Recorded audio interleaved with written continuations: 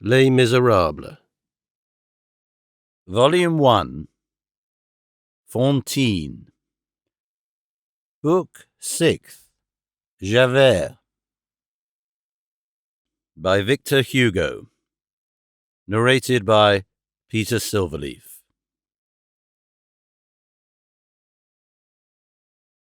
Chapter 1. The Beginning of Repose. Monsieur Madeleine had Fantine removed to that infirmary which he had established in his own house. He confided her to the sisters who put her to bed. A burning fever had come on. She passed a part of the night in delirium and raving. At length, however, she fell asleep. On the morrow, towards midday, Fantine awoke. She heard someone breathing close to her bed. She drew aside the curtain and saw Monsieur Madeleine standing there and looking at something over her head. His gaze was full of pity, anguish, and supplication. She followed its direction and saw that it was fixed on a crucifix, which was nailed to the wall. Thenceforth, Monsieur Madeleine was transfigured in Fantine's eyes. He seemed to her to be clothed in light. He was absorbed in a sort of prayer. She gazed at him for a long time without daring to interrupt him. At last, she said timidly, "What are you doing?" Monsieur Madeleine had been there for an hour. He had been waiting for Fantine to awake. He took her hand, felt of her pulse, and replied, "How do you feel?" "Well, I have slept," she replied. "I think I am better. It is nothing." He answered, responding to the first question which she had put to him as though he had just heard it, "I was praying to the martyr there on high." And he added in his own mind, "For the martyr here below." Monsieur Madeleine had passed the night and the morning in making inquiries. He knew all now. He knew Fantine's history in all its heart-rending details. He went on, "You have suffered much, poor mother. Oh, do not complain. You now have the dowry of the elect. It is thus that men are transformed into angels. It is not their fault they do not know how to go to work otherwise. You see, this hell from which you have just emerged is the first form of heaven. It was necessary to begin there." He sighed deeply, but she smiled on him with that sublime smile in which 2 teeth were lacking. That same night, Javert wrote a letter. The next morning he posted it himself at the office of M. sur M. It was addressed to Paris, and the superscription ran, "To Monsieur Chabouillet, Secretary of Monsieur le Préfet of Police." As the affair in the station house had been bruited about, the postmistress and some other persons who saw the letter before it was sent off and who recognized Javert's handwriting on the cover thought that he was sending in his resignation. Monsieur Madeleine made haste to write to the Thénardiers. Fantine owed them 120 francs. He sent them 300 francs, telling them to pay themselves from that sum and to fetch the child instantly to M. sur M., where her sick mother required her presence. This dazzled Thénardier. "The devil," said the man to his wife. "Don't let's allow the child to go. This lark is going to turn into a milch cow. I can see through it. Some ninny has taken a fancy to the mother." He replied with a very well drawn-up bill for 500 and some odd francs. In this memorandum 2 indisputable items figured up over 300 francs, one for the doctor, the other for the apothecary who had attended the physicked Eponine and Elzelma through 2 long illnesses. Cosette, as we have already said, had not been ill. It was only a question of a trifling substitution of names. At the foot of the memorandum, Thénardier wrote, "Received on account 300 francs. Monsieur Madeleine immediately sent 300 francs more and wrote, "Make haste to bring Cosette."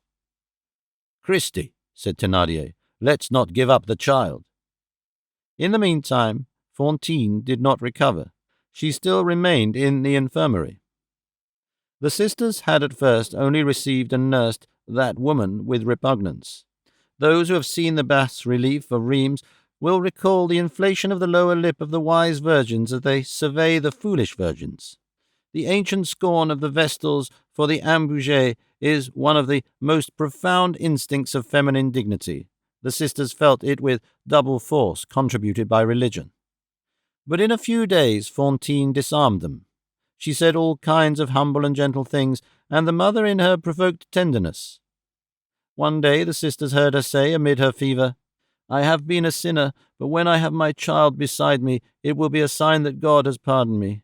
While I was leading a bad life, I should not have liked to have my Cosette with me. I could not have borne her sad, astonished eyes. It was for her sake that I did evil, and that is why God pardons me. I shall feel the benediction of the good God when Cosette is here. I shall gaze at her. It will do me good to see that innocent creature. She knows nothing at all. She is an angel, you see, my sisters. At that age the wings have not fallen off." Monsieur Madeleine went to see her twice a day, and each time she asked him, "Shall I see my Cosette soon?" He answered, "Tomorrow, perhaps. She may arrive at any moment. I am expecting her." And the mother's pale face grew radiant. "Oh," she said, "how happy I am going to be." We have just said that she did not recover her health. On the contrary, her condition seemed to become more grave from week to week. That handful of snow applied to her bare skin between her shoulder blades had brought about a sudden suppression of perspiration, as a consequence which the malady, which had been smouldering within her for many years, was violently developed at last.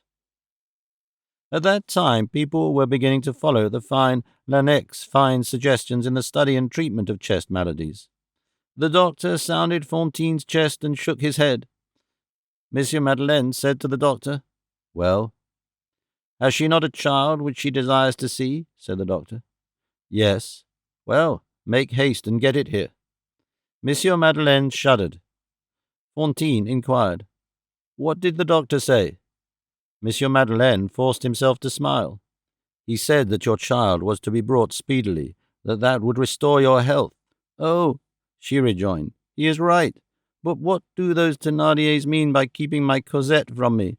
Oh, she is coming. At last I behold happiness close beside me." In the meantime, Thénardier did not let go of the child, and gave 100 insufficient reasons for it. Cosette was not quite well enough to take a journey in the winter, and then there still remained some petty but pressing debts in the neighborhood, and they were collecting the bills for them, etc., etc. "I shall send someone to fetch Cosette," said Father Madeleine. "If necessary, I will go myself."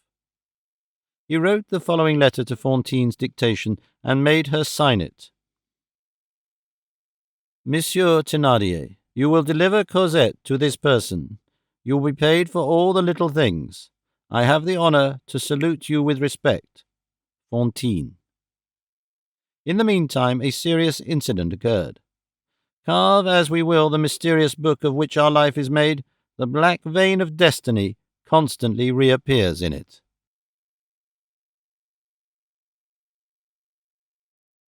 Chapter 2.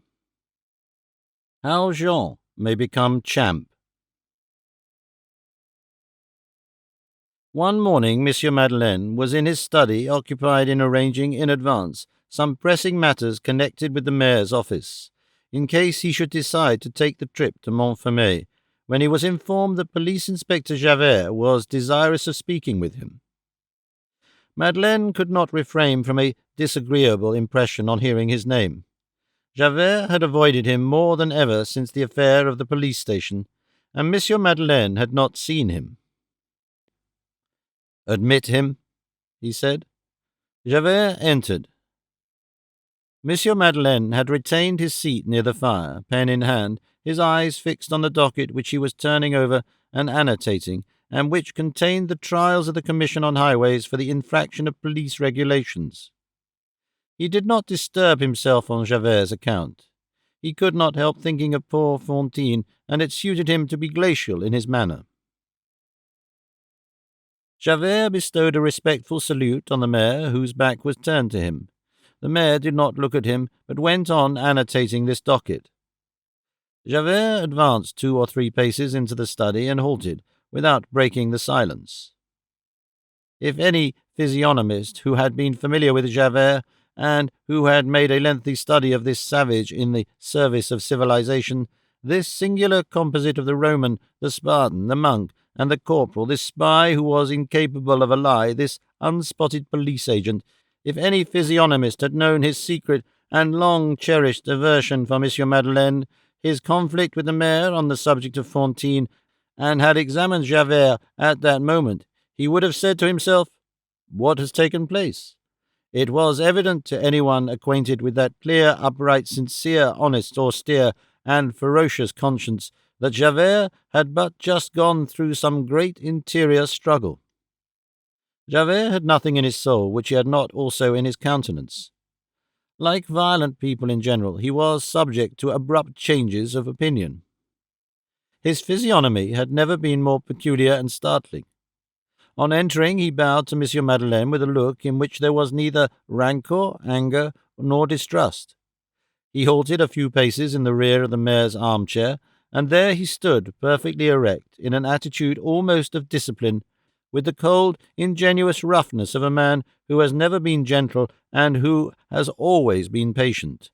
He waited without uttering a word, without making a movement, in genuine humility and tranquil resignation, calm, serious, hat in hand, with eyes cast down, and an expression which was halfway between that of a soldier in the presence of his officer and a criminal in the presence of his judge, until it should please the mayor to turn round. All the sentiments, as well as all the memories, which one might have attributed to him had disappeared.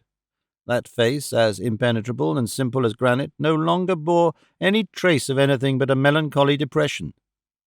His whole person breathed loneliness and firmness, and an indescribable, courageous despondency. At last the mayor laid down his pen and turned half round. "Well, what is it? What is the matter, Javert?" Javert remained silent for an instant, as though collecting his ideas, then raised his voice with a sort of sad solemnity, which did not, however, preclude simplicity. "This is the matter, Mr. Mayor. A culpable act has been committed." "What act?" "An inferior agent of the authorities has failed in respect and in the gravest manner towards a magistrate.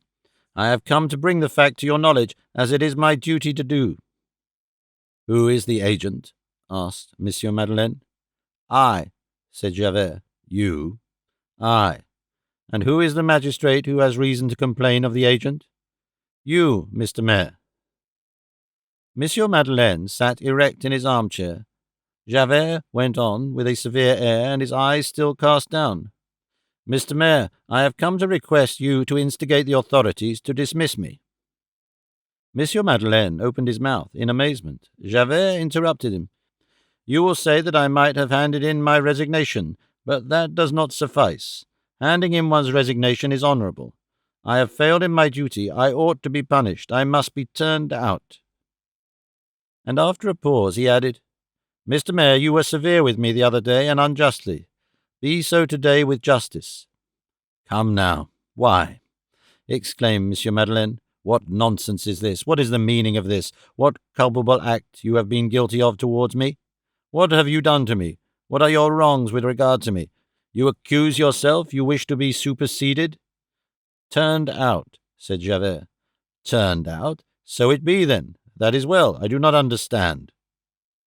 "You shall understand, Mr. Mayor." Javert sighed from the very bottom of his chest and resumed, still coldly and sadly. "Mr. Mayor, 6 weeks ago, in consequence of the scene over that woman, I was furious, and I informed against you." "Informed against me?" "At the Prefecture of Police in Paris." Monsieur Madeleine, who was not in the habit of laughing much oftener than Javert himself, burst out laughing now. As a mayor who had encroached on the province of the police? As an ex-convict. The mayor turned livid. Javert, who had not raised his eyes, went on. "I thought it was so.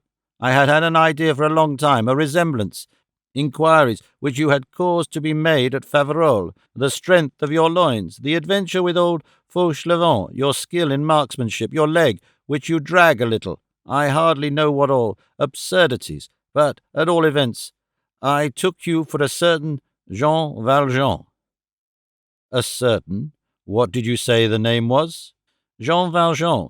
He was a convict whom I was in the habit of seeing 20 years ago when I was an adjutant guard of convicts at Toulon. On leaving the galleys, this Jean Valjean, as it appears, robbed a bishop. Then he committed another theft, accompanied with violence on a public highway on the person of a little Savoyard. He disappeared 8 years ago, no one knows how, and he has been sought, I fancied. In short, I did this thing. Wrath impelled me. I denounced you at the prefecture." Monsieur Madeleine, who had taken up the docket again several moments before this, resumed with an air of perfect indifference. "And what reply did you receive?" "That I was mad."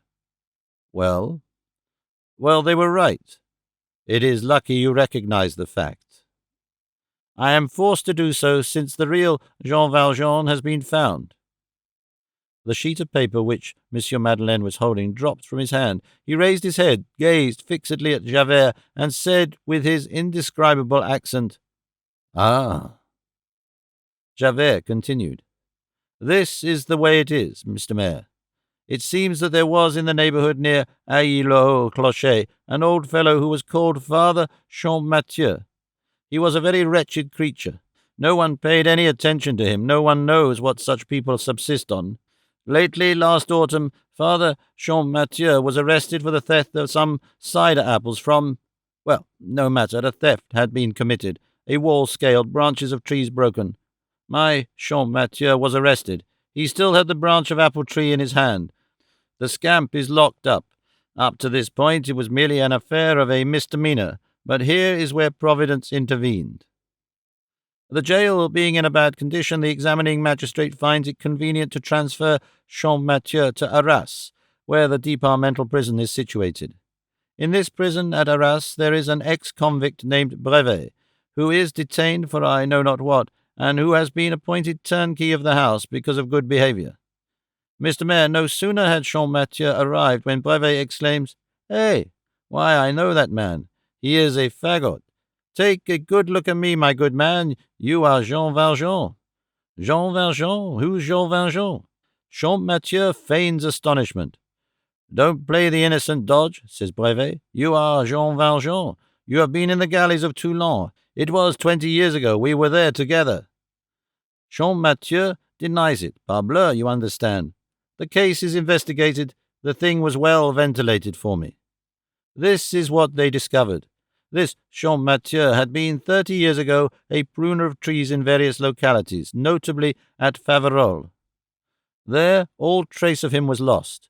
A long time afterwards he was seen again in Auvergne, then in Paris, where he is said to have been a wheelwright and to have had a daughter, who was a laundress, but that has not been proved.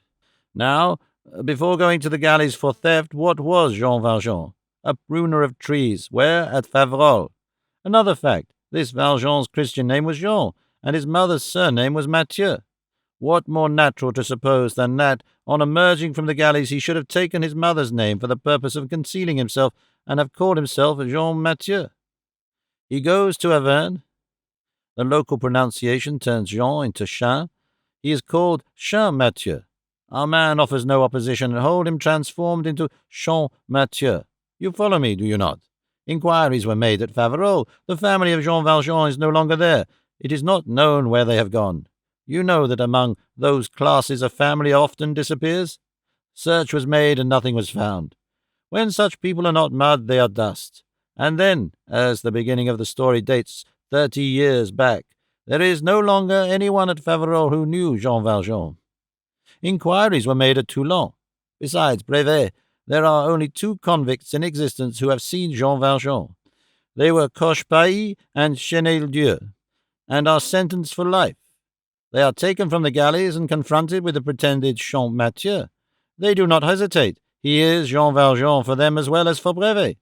The same age, he is 54. The same height, the same air, the same man. In short, it is he.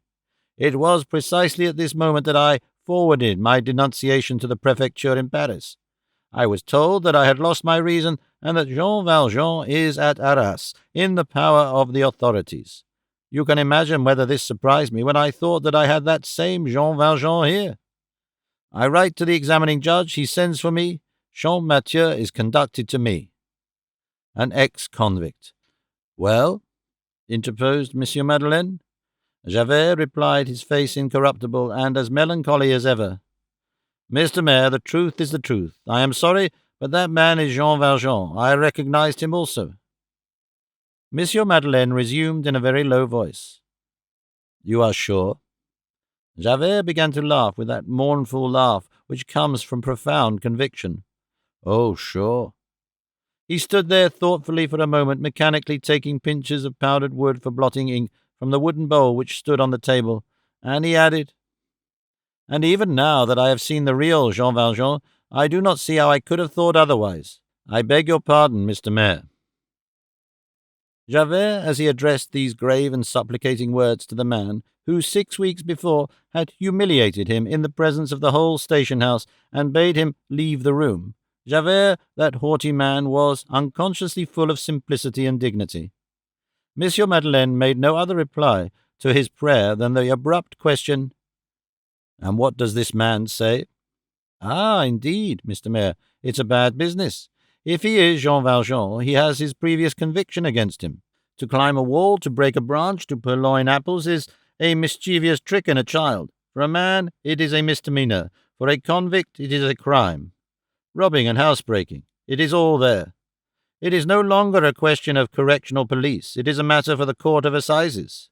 It is no longer a matter of a few days in prison. It is the galleys for life. And then there is the affair with the little Savoyard, who will return, I hope. The deuce, there is plenty to dispute in the matter, is there not? Yes, for anyone but Jean Valjean. But Jean Valjean is a sly dog. That is the way I recognized him. Any other man would have felt that things were getting hot for him. He would struggle. He would cry out. The kettle sings before the fire. He would not be Jean Valjean, etc. But he has not the appearance of understanding. He says, I am Champmathieu, and I won't depart from that. He has an astonished air. He pretends to be stupid. It is far better. Oh, the rogue is clever. But it makes no difference. The proofs are there. He has been recognized by 4 persons. The old scamp will be condemned. The case has been taken to the assizes at Arras. I shall go there to give my testimony. I have been summoned. Monsieur Madeleine had turned to his desk again and taken up his docket, and was turning over the leaves tranquilly, reading and writing by turns like a busy man. He turned to Javert. That will do, Javert. In truth, all these details interest me but little. We are wasting our time, and we have pressing business on hand. Javert, you will betake yourself at once to the house of the woman Boussepied, who sells herbs at the corner of the Rue Saint-Saulve.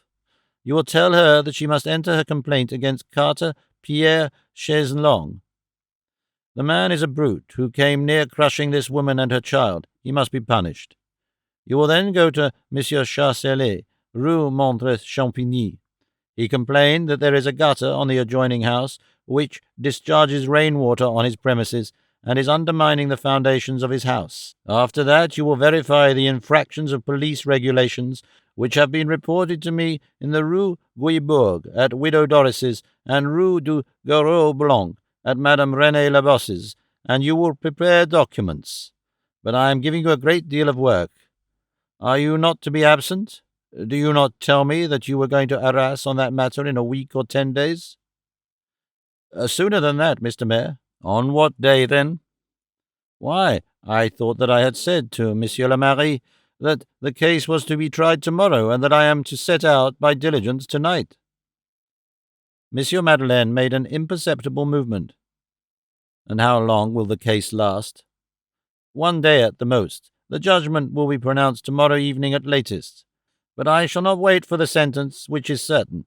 I shall return here as soon as my deposition has been taken. That is well, said Monsieur Madeleine, and he dismissed Javert with a wave of the hand. Javert did not withdraw. Excuse me, Mr. Mayor, said he. What is it now? Demanded Monsieur Madeleine. Mr. Mayor, there is still something of which I must remind you. What is it? That I must be dismissed. Monsieur Madeleine rose. Javert, you are a man of honor, and I esteem you. You exaggerate your fault. Moreover, this is an offense which concerns me. Javert, you deserve promotion instead of degradation. I wish you to retain your post. Javert gazed at Monsieur Madeleine with his candid eyes, in whose depth his not very enlightened but pure and rigid conscience seemed visible, and said in a tranquil voice, Mr. Mayor, I cannot grant you that. I repeat, replied Monsieur Madeleine, that the matter concerns me. But Javert, heeding his own thought, only continued.